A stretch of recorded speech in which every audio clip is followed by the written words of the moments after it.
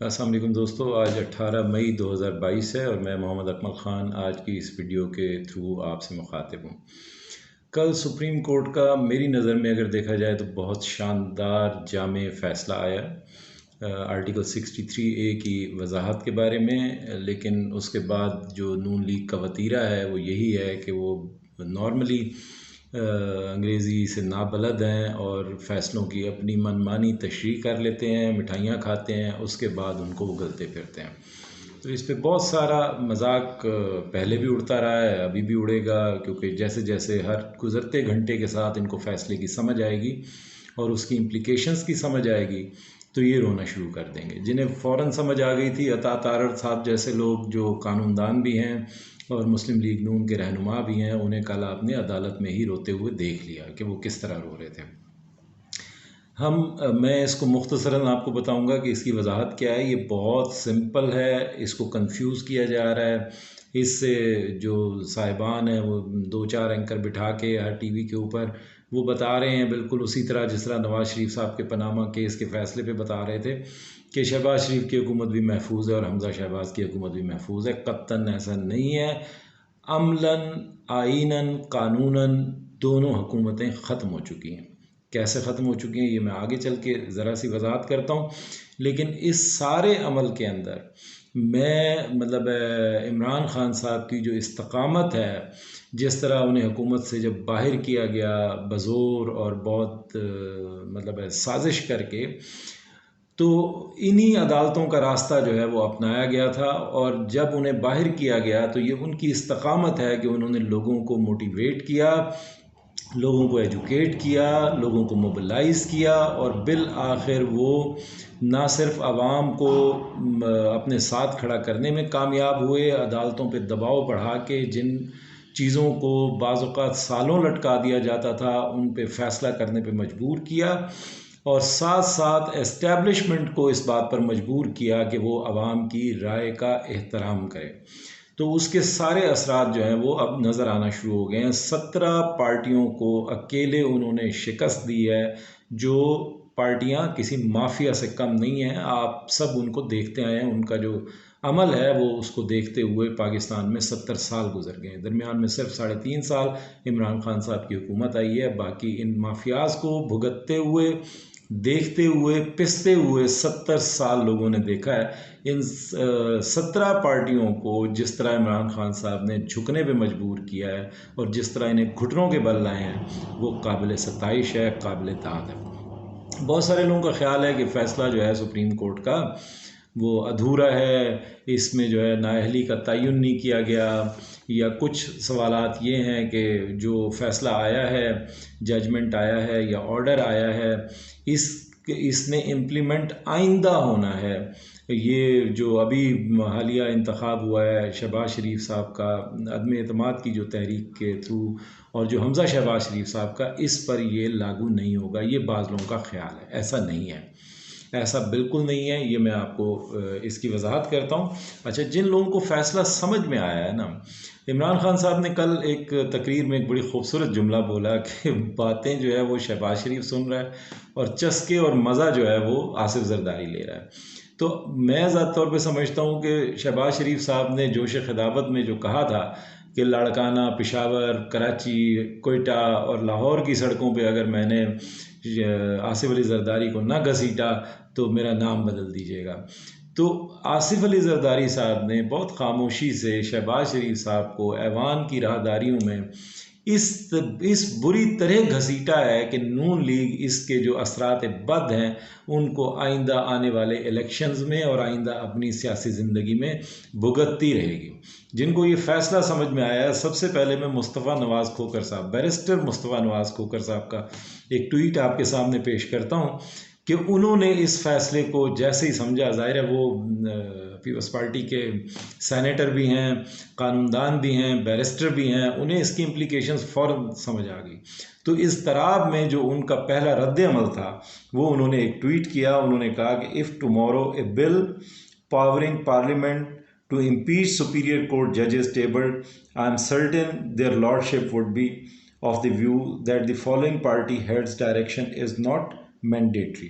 साथ ही उन्होंने Indian constitution का हवाला भी दिया कि वो कैसे इम्पीच कर सकते हैं। इसका मतलब क्या था? मतलब ये था कि अगर कल ही पार्लियामान में एक बिल टेबल किया जाता है कि जो सुपीरियर कोर्ट्स हैं यानी हाई कोर्ट्स हैं और सुप्रीम कोर्ट है, उसके जजेस को इम्पीच करने की यानी उनके मतलब उनका जो एहतसाब है वो करने की और उनको अपनी सीट से डिसीट करने का बिल अगर कल पार्लियामान में पेश होता है कि पार्लियामान को ये कुव्वत दी जाए या पावर्स दी जाएं, एम्पावर कर दे वो पार्लियामान को कि वो सुप्रीम कोर्ट के जजेस को या हाई कोर्ट के जजेस को इम्पीच कर सकते हैं, निकाल सकते हैं, तो कल ही देयर लॉर्डशिप यानी उन्होंने इन्हीं जजेस का हवाला दिया जिन्होंने ये आर्टिकल 63A की वजाहत की है कि यही जज हजरात जो हैं कल ही कह देंगे कि जो पार्टी हेड है उसकी डायरेक्शन जो है आर्टिकल 63A के तहत मैंडेटरी नहीं है यानी ज़रूरी नहीं है। उनके कहने का मतलब क्या था? मतलब ये था कि सुप्रीम कोर्ट ने ये तय कर दिया है कि पॉलिटिकल पार्टीज़ जो हैं वो एक इंस्टीट्यूशन है, एक इदारा है, और उनमें अगर ये डिफेक्शन होती रहे और लोग लोटे बनते रहें और जिन 4 मौक़ों के ऊपर उनको कहा गया है कि वो पार्टी के हेड से इख्तलाफ नहीं कर सकते, पार्टी गाइडलाइन से इख्तलाफ नहीं कर सकते, तो उस सुप्रीम कोर्ट ने उस पर यह तय कर दिया है कि उनका वोट ही काउंट नहीं होगा। ऐसे लोग जो डिफेक्शन करते हैं, यानी ये तो बड़ी खुश आइंद बात हो सकती थी ना कि अगर कोई बंदा डिफेक्शन कर जाए, वो सारे निज़ाम को उथल पुथल कर जाए, उसका वोट काउंट हो जाए, उसके बाद बेशक डिफेक्शन लग जाए तो लोगों को इससे कोई फ़र्क नहीं पड़ता। लेकिन फ़र्क इस बात से पड़ता है कि अगर कोई शख्स पार्टी गाइडलाइन से अलहदा होकर किसी दूसरे को वोट देता है, डिफेक्शन करता है, तो उसका वोट ही काउंट नहीं होगा। सुप्रीम कोर्ट ने इस रास्ते को ही बंद कर दिया है कि लोटा कोई बन सकता है। यानी आप अंदाज़ा लगाइए, अगर फ़र्ज़ करें हम जैसा कोई गरीब आदमी किसी भी तरह किसी भी मौके का फ़ायदा उठाकर किसी पार्टी का सियासी कारकुन बन के, या इन अमीरों के पेट खैर हमसे ज़्यादा बड़े हैं, हम गरीब लोग तो फिर भी बहुत थोड़ी पे इक्तफ़ा कर जाते हैं, ये जब पार्लियामान में पहुंच जाते हैं तो अगर इनको 20, 25, 50 करोड़ रुपया कहीं से मिल रहा हो तो डिफेक्शन करने में क्या हर्ज है? यानी अगर 50 करोड़ रुपया, 25 करोड़ रुपया इनको इकट्ठा मिल जाए तो बड़े आराम से ये डिफेक्शन करके दूसरी साइड पे जा सकते हैं, और फिर ज़्यादा से ज़्यादा इनको लगता है कि डिफेक्शन जो है वो एक उसकी नाअहली होगी और फ़ौरन ये डी सीट हो के दोबारा जो इलेक्शन है उसमें दोबारा हिस्सा ले सकेंगे, तो फिर तो इसकी मकसदियत ही फौत हो जाती है। इस डिफेक्शन क्लॉज की मकसदियत ही फौत हो जाती है अगर इनको इजाज़त दे दी जाए। तो सुप्रीम कोर्ट का फैसला सबसे ज़्यादा खुश आइंद इस बात पे है कि उसने इस पर एक बैन लगा दिया, रोक दिया है, इसको ख़त्म कर दिया है इस किस्से को कि अगर कोई डिफेक्शन करता है तो उसका वोट ही काउंट नहीं होगा। लिहाजा ये चैप्टर क्लोज हो चुका है हॉर्स ट्रेडिंग का, और इसका क्रेडिट हमेशा सुप्रीम कोर्ट को जाएगा जो सदारती रेफरेंस के ऊपर उन्होंने फैसला दिया है। हालांकि ये मुस्तफ़ा नवाज़ खोखर साहब ने जैसे कहा कि जी जो इंडियन कॉन्स्टिट्यूशन है उसका आर्टिकल 124 का नीचे उन्होंने हवाला दिया कि 124 article of the Indian constitution के मुताबिक जो पार्लियामान है वो जजेस को इम्पीच कर सकती है, उनको उनके ओहदे से हटा सकती है, वो उनकी मतलब उनके केस की समाअत कर सकती है कि ये जज जो है ये मुनासिब इसका कंडक्ट नहीं है, तो वो पार्लियामान उसको इम्पीच कर सकती है। उन्होंने इसका हवाला भी दिया, लेकिन ये इस्तराब में दिए हुए हवाले हैं। यही जरदारी साहब जब यही वोट ऑफ नो कॉन्फिडेंस हो रहा था तो इनके भी तो लोग लोटे बन सकते थे ना, इनकी उसमें वोटिंग में हिस्सा ना लेते, ना आते, या इमरान खान साहब की तरफ वोट डालने की बात करते, तो उस वक़्त पीपल्स पार्टी ने ही एक लेटर जारी किया था अपने तमाम मेंबरान को कि आप जो है वो पार्लिमानी लीडर जो है, जो पार्टी लीडर है, उसके फ़ैसले के ख़िलाफ़ नहीं जा सकते, आर्टिकल 63A का इतलाक़ हो जाएगा। लेकिन अब जब सुप्रीम कोर्ट इसकी वजाहत कर रही है तो इनको उससे तकलीफ़ हो रही है। अब आ जाते हैं हम सीधा हमज़ा शहबाज की हुकूमत की तरफ। हमज़ा शहबाज की हुकूमत मेरी ज़ाती राय में आज की डेट में मौजूद नहीं है। उसकी वजह 2 सिंपल वजूहात हैं जिस पे गवर्नर जो उमर सरफराज चीमा है आज तक डटे हुए हैं कि उस्मान बुज़दार का इस्तीफ़ा ही मंजूर नहीं हुआ। आइन में वाज़े लिखा हुआ है कि अगर चीफ मिनिस्टर ने इस्तीफ़ा देना है तो वो अपनी हैंड राइटिंग में इस्तीफ़ा गवर्नर को भेजेगा।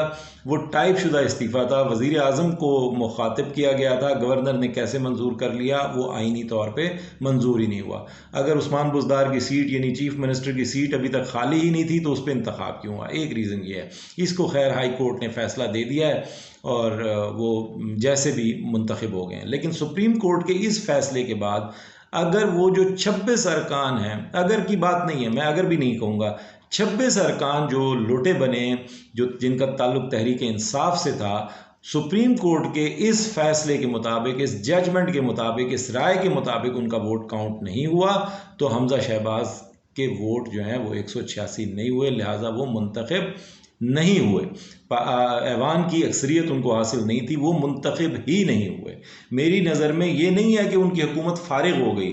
मेरी राय में उनकी हुकूमत कभी कायम ही नहीं हुई, कभी कायम ही नहीं हुई। सुप्रीम कोर्ट की पावर्स क्या हैं, आपको मैं याद कराता चलूँ कि सुप्रीम कोर्ट ने जब ये स्पीकर की रूलिंग के ख़िलाफ़ फैसला दिया था, उसे अनकॉन्स्टिट्यूशनल करार दिया था कि आर्टिकल 5 के तहत जो स्टेट की लॉयल्टी है वो ज़रूरी है, उसकी वजह से उन्होंने तहरीक अदम एतमाद को मुस्तरद कर दिया था। तब सुप्रीम कोर्ट ने पूरी टाइम लाइन को रिवर्स कर दिया था, यानी उन्होंने 9 तारीख को कहा, 9 अप्रैल के लिए कहा कि इसको कंसिडर किया जाएगा कि ये 3 अप्रैल ही है, यानी ऐवान की कार्रवाई की जो टाइम लाइन है वो 3 अप्रैल ही कंसिडर की जाएगी, वहीं से शुरू किया जाएगा, वोटिंग कराई जाएगी, ये किया जाएगा, वो किया जाएगा, सब कुछ तय कर दिया था। तो सुप्रीम कोर्ट ने ये करार दे दिया है कि आर्टिकल 63A की तशरीह ये है कि उनका वोट काउंट नहीं होगा तो हमजा शहबाज का इंतखाब ही नहीं हुआ। जिसका इंतखाब ही नहीं हुआ वो वज़ीर आला कभी बना ही नहीं है, लिहाजा उसकी कोई आइनी और कानूनी हैसियत ही नहीं है। उसकी हुकूमत के ख़ात्मे की बात छोड़ दें, उसकी हुकूमत आइनी तौर पे, कानूनी तौर पे कभी कायम ही नहीं हुई, ये मेरी राय है। उसके बाद आ जाते हैं शहबाज शरीफ साहब की तरफ। कल भी मुख्तसर वीडियो में मैं बता चुका हूँ, शहबाज शरीफ साहब के पास टोटल 174 वोट हैं। उनमें से 2 वोट जो हैं वो तारिक बशीर चीमा और सालिक हुसैन जो चौधरी शुजात साहब के साहबजादे हैं, 2 वोट काफ लीग के डिफेक्ट की करके उनकी तरफ गए हैं। उनका वोट काउंट नहीं हुआ तो शहबाज शरीफ साहब को कानूनन सुप्रीम कोर्ट के इस फैसले की रोशनी में अगर देखें तो उनको सिर्फ 172 वोट मिले। 172 की ही अक्सरियत उनको चाहिए थी, वो वज़ीर आज़म मुंतखब हो गए। लेकिन MQM के डिप्टी इकबाल मोहम्मद ख़ान जो हैं उनकी चूँकि डेथ हो गई है MNA की, लिहाजा उनके पास 171 की अक्सरियत आज की डेट में रहती है। अगर सदर पाकिस्तान जो नई सूरत हाल पैदा हुई है उसके तहत यहाँ पे वफाक में वोट ऑफ कॉन्फिडेंस के लिए कह देते हैं, और मेरा ख्याल है कह देंगे, अगर ये खुद रिज़ाइन नहीं करते और ख़ुद असम्बलियाँ नहीं तोड़ते तो शायद इसी तरह होगा कि वो ऐवान में इनको वोट लेने के लिए कहेंगे और फिर इनके पास अक्सरियत तो 172 वोट की वैसे नहीं है। उसके बाद ये होगा कि शायद चंद अरकान वैसे भी ना आए, क्योंकि सूरत हाल सबके सामने वाज़ेह है कि ये जो धंधा है ये अब चलने वाला नहीं है। लिहाजा अब इन्होंने फैसला करना है कि ये 100 जूते और 100 प्याज खा के जाएंगे, या ये सिर्फ 100 जूतों पे इक्तफ़ा करेंगे या 100 प्याज पे अकेले पे इक्तफ़ा करेंगे। दूसरा, हमजा शहबाज की जो आज की कानूनी पोजीशन है, अब चूँकि नई सिचुएशन अराइज़ हो चुकी है तो ये पॉसिबल है कि जो अभी गवर्नर हैं, कायम मुकाम गवर्नर, वो परवेज़ इलाही हैं, वो आज की डेट में ये कह देते हैं कि वो एतमाद का वोट लें। 60 दिनों में वैसे भी उन्होंने एतमाद का वोट लेना होता है मुंतखब होने के बाद, काबीना बनाने के बाद। तो जैसे अगर वो उनको कह देते हैं कि एतमाद का वोट लें, और सुप्रीम कोर्ट की राय के मुताबिक ज़ाहिर है उनके वोट को काउंट नहीं किया जाएगा जो लोटे बन चुके हैं, तो वो एतमाद का वोट भी ज़ाहिर है नहीं ले सकेंगे। तो ये मामला ख़त्म हो चुका है, ये इस पे कोई दो राय अब हो नहीं सकती। इसके ऊपर जितनी मर्जी आप धूल उड़ा लें, फैसला यही है जो फैसला आ चुका है कि लोटों का वोट काउंट नहीं होगा, डिफेक्शन करने वालों का वोट काउंट नहीं होगा। ये अलग बात है कि जो राय एक दी जा रही है कि सुप्रीम कोर्ट यही फैसला अगर मार्च के आखिर में कर देती तो शायद ये हम इन सारे बहरानों से बच सकते थे। तो सुप्रीम कोर्ट के ऊपर कोई आप ये बाइंडिंग नहीं कर सकते कि सुप्रीम कोर्ट ऐसे फैसला दे सकती है या नहीं, वैसे फैसला दे सकती है नहीं। सुप्रीम कोर्ट को article 175A of the constitution के मुताबिक ये इख्तियार भी हासिल है कि अगर पार्लियामान 2/3 मेजॉरिटी से भी कोई ऐसी अमेंडमेंट कॉन्स्टिट्यूशन में करे जो basic doctrine of the constitution के खिलाफ हो, अगेंस्ट जाती हो, तो सुप्रीम कोर्ट उसको भी स्ट्राइक डाउन कर सकती है, उसको भी नल एंड वाइड करार दे सकती है। तो ये सुप्रीम कोर्ट है, कोई मजाक नहीं है। लिहाजा ये फैसला आ चुका है, बहुत खूबसूरत फैसला है मेरी राय में, और मेरी राय में दोनों हुकूमतें अमलन, कानूनन, आइनन ख़त्म हो चुकी हैं। अपना बहुत ख्याल रखिएगा। Thank you very much.